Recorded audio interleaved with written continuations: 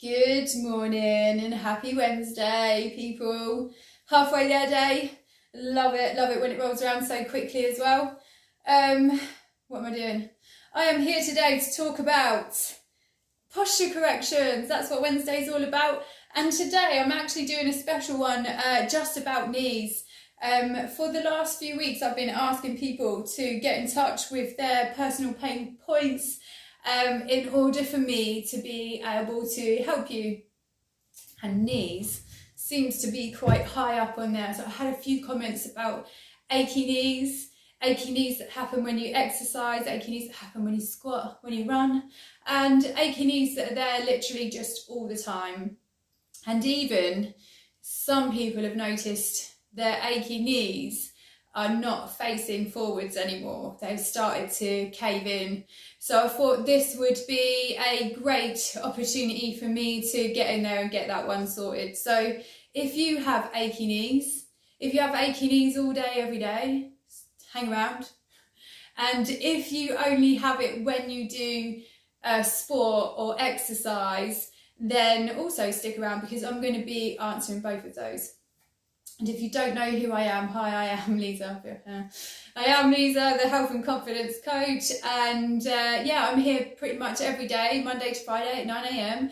to talk about the importance of movement and help you get over your everyday aches and pains that you seem to be living with. So let's do it, shall we? So today we're talking about the knees. And it's in answer to a couple of questions. So I think I'm going to start off with the achy knees that you get when you exercise, when you squat, when you run, when you deadlift in general. So yes, let's do this. So basically what's happening with our knees is if you're having a little squat and you can literally always feel the knee pull and it always feels heavy on the knees, or if you're doing a deadlift and it feels heavy on the knees, some of you may notice if you used to go to the gym or if you're good at body knowledge, you might have figured out that your knee does its own thing whilst you squat. So let's pretend I've got a bar there. I'm going to go in for a squat down and I'm going to do the thing that happens with those knees. So they'll go down and somewhere around here, they lose the strength. So their knees take it, that's a bit of an exaggeration, but they'll buckle in so that they can get a little bit more depth. And then they will straighten it as they come back up. And yes, that is something that happens a lot.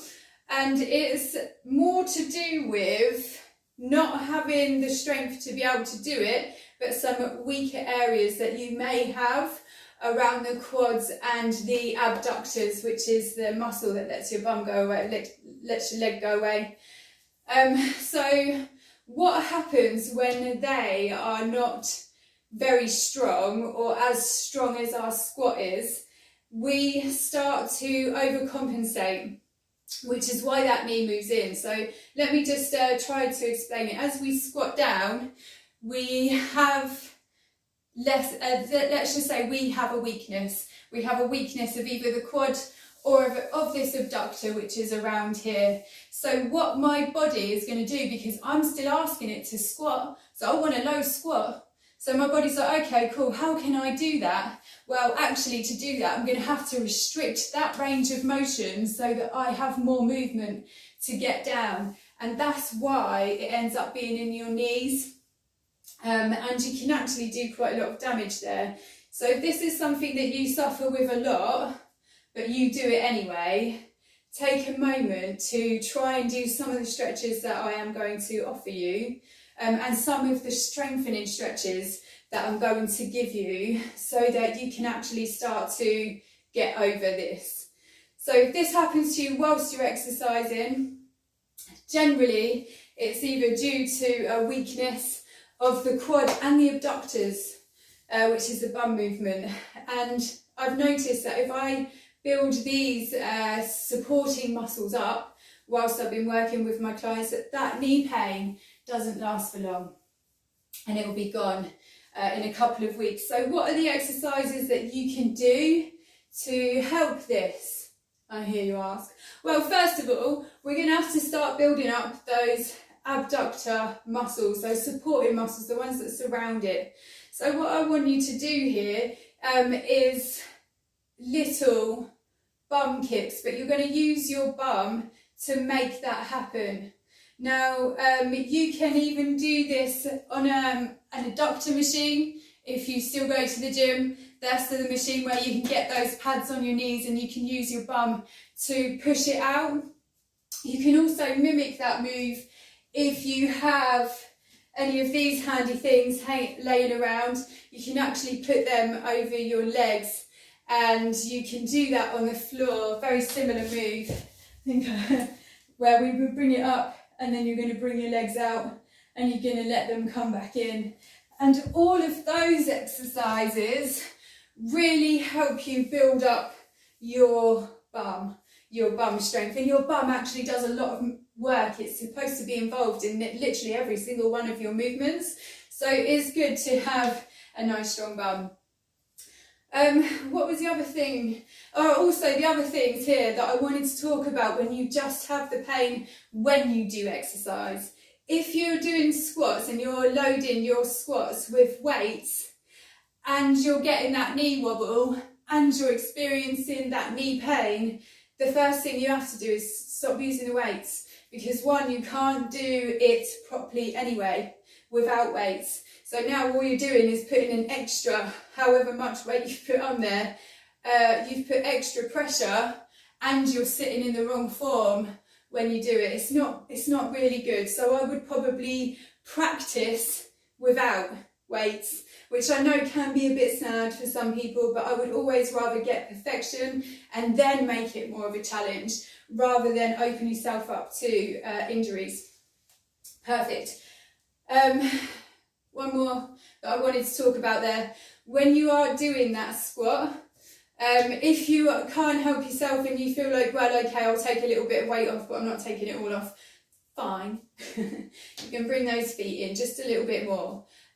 Bring the feet in, make sure you still have some great anchors, and then you can get into your squat. And the reason why we can bring it in a little bit narrow is so that your abductor doesn't get as much involved. It's a bit easier for it, so your knees don't have to do so much of a press out to get you into the position that you're asking it to do. So they're my little pointers for people that experience pain whilst they're doing exercise. Then I wanted to look at people that experience knee pain in everyday life. It doesn't matter anymore, they're just going to be in pain all the time. And you may have noticed, or you might start talking about, that one of your knees is facing in. I'm sorry, I've seen a lot of people have jumped on there and I'm so absorbed in my chat. So I'm just going to say a very quick good morning and thank you all so much for being here. I hope that you're one of the people that have messaged me about knee pain, but if you're not and you experience it, this should be a great video for you. And if you know someone chatting about knee pain, send this video to them. Permanent knee pain. Okay, cool. I'm always going to tell you this. If you are experiencing pain and it is bad and it has gone on for more than a week, you really should be going to get it checked out, because our bodies are so important. It's the thing that's going to be with you for the whole of your life. So if you don't look after your body, don't be surprised that it's not going to look after you later on. This pain, if you've experienced a lot, go and get it checked out by the doctor. This is valgus, so they're both called valgus, and it's where your knee starts to be pulled in because you have a lack of a range of motion across the hip area and the ankles. So it may be one of those two that's causing these issues to begin with. And you know, if you've been following me for a while, you know how I love to talk about we treat more than one area, because a pain here could mean a pain here, or a pain here could mean a pain here, or a pain down there. Which is why we like to do a lot of them, but you notice how one stretch can be applicable to a few things. So it's not like we have to go around and do like 100 different things every day to get great form. Just know that the exercises that we did yesterday have been put into today's. So you can actually start to get to a lot of problems just by doing a little bit of an everyday mobilisation routine. So we've got an issue with the knee. It's starting to stick in there. So let me show you this. Look, whilst I've done that, I've pulled my knee over to the side. Did you see that my hips came out of alignment when I did that? And have you also noticed that my foot has caved in? My ankle is almost sitting on the floor because I've pulled my knee in. So what this tells me is that, or when I'm seeing this on clients, I'm usually always looking at the ankle. Is there a collapse there? And I'm looking at the hip. Is it even? Is there an issue there? A weakness is what it is. A range of motion of weakness. So, okay, what we're going to do here is a couple of stretches to address both of these issues that you've got going on. Now, I'm going to, I don't know if this is going to be really risky, but I wanted to show you one where we can sit down. I hope I don't fall over. Nice. Okay, so what I'm doing here, you can do this at your little office chair if you want to. We're going to bring one foot up. Nice, and we're going to let that go there. So first off, you're going to feel this in your hips, which is great because we wanted to work on the range of motion for those hips anyway. You can apply gentle pressure on this knee if you want to, when you feel that the strength has improved here. And then the second thing that we're going to do is we're just going to pop our hands on our feet and we're going to start to manipulate the flexibility that it's got there. So I've just brought my toes all the way up to my shin. I'm going to have a deep breath out. Make sure that you're not crouching yourself over into this because we want to make sure that we're getting some good worthwhile stretches here. So I brought it all the way up. I'm going to point it all the way down. Nice little bit of flexion. I'm also going to twist it up so that it faces the ceiling. I would be holding all of these for as long as you feel comfortable to, maybe 10, 15, 20 seconds. Perfect. And then you can put that one down and then you can change that over. I'll try and change it over without falling off. And we're going to do it again. Perfect. So this is a great one to do if you're on your office chair. Nice. Great for the hips. You'll feel that in the hips. You can apply gentle pressure on the knee if you need it. Then we're going to focus on getting that foot all the way up. I'm going to bring it all the way back. We're going to make sure that we've got our chest and shoulders out as well so that we're not crouching over and ruining this stretch. We're going to bring it round to the side. Nice. Well done. And we're also going to twist it up to the ceiling as well.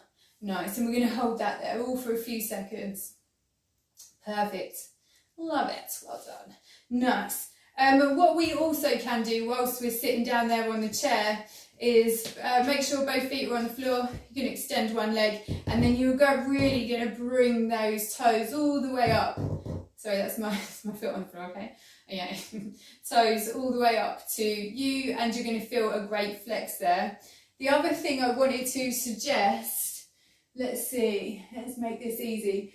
I wanted to suggest that you guys could use a band or you can use a t-shirt or a towel. You don't actually need to have anything amazing for this stretch. This is literally just so that you can help yourself put a little bit of extra pressure on so that you get an extra bit of a special stretch. So even if not, this could be a towel, this could be a t-shirt, this could be a pillowcase. I'm going to hook it round my foot. I'm going to extend my leg just like I just did. I'm going to pull, that is my foot, okay? I'm going to pull my toe all the way up to me and I'm going to enjoy that nice little stretch there. Now here's the other good, I don't know if you can see my foot here, but here's the other good thing that you can do about this. You can pull it one way and you start to get a nice side flexion of that ankle, and you can do it again the other way. I mean, these are so nice. You can literally do this while you're having a break on your office chair. It's great. Perfect. And you can do that on both sides. I do have one more to show you here, and I am going to get down on the floor for that. So I'm taking my band or my towel or my t-shirt, whatever it is that I've got with me, I'm going to bring it. Good. Nice. So what I'm going to get you to do here is have a nice little sit up. If you need a wall behind you, you're just going to go and sit against the wall, it's fine. Nice. And let me shimmy back so that you can see. Perfect. I've got my towel, yeah? So all I'm going to do is that same movement. I've got my leg flat on the floor, and then I'm going to start to apply the pressure so that I can start to bring my foot back and really feel a great stretch. This is all for the ankles. So that knee pain, that permanent knee pain, is generally by a collapsed ankle. And most of us don't even notice it most of the time. You might notice those shoes look a little bit dodgy, one side worn more than the other side of the heel, if that makes sense. But we don't really ever take too much notice of the ankles being collapsed, and we never really associate it with the knee pain. But if you have those bad ankles, let's say we've got a collapsed ankle, it's leading to knee pain, which is eventually going to lead to hip pain, back pain, shoulder pain, and before you know it, I mean, you're just sitting there thinking, wow, I must be getting really old now, I'm feeling it everywhere, I can't even get out of my chair without my knees clicking. And you just accept it as if it's fate. But I would prefer you to get down here and do some stretches with me instead. So I'm just going to change that over. I'm doing the other side. I'm pulling the band all the way to me and keeping my legs straight. Don't be tempted to fall into this. If you have trouble sitting yourself up, get yourself against a wall. And then I'm going to rotate it so that I get it all the way over there on one side. I'm going to rotate it again so I get it all... And did you see that all the way over there on that side? Nice. Perfect. I'm glad it didn't hit me in the face. Well done. Love it. And there you go. Just a very few tips on what you can do just to help yourself loosen up and start to feel the relief of those knees. Because those knees, they take a lot of weight. They're supposed to be able to do quite a lot of things, and if they're relying on your hips and your ankles to make movements happen, then you really should take the time to go back and have a look and address it and fix it so that it's all working out really well. Wow, there was a lot of people that came on there this morning. Well done. Good, very good morning, people, for being here. Thank you so much for logging in every day. I hope that you found that one useful. Please do tell me if you did. If you're one of these people that has specifically got in touch with me about knee pain, I really strongly advise you to do some of these stretches and let me know how you feel about them afterwards. Usually I'll be doing some deep hip stretches. So say like yesterday I did deep hip stretches and they give you almost instant relief. You will feel the difference. With this one, it's not going to be like, oh wow, this is fantastic. You will feel the difference, but one time is not going to be enough. If you are seriously aching in those knees and you know you've got a collapsed ankle or that you've got hip issues, I would be doing that whole sequence at least 3 times a week. At least 3 times a week. So that your body's actually getting used to being moved in that way and growing strength in that way, rather than you just doing it thinking, oh well, I've done it once, that's going to be great. It's not going to be great. You need to keep doing it.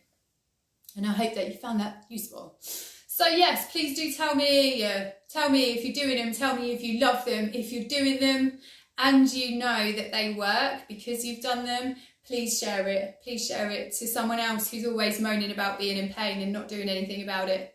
That would be great. Okay, good morning.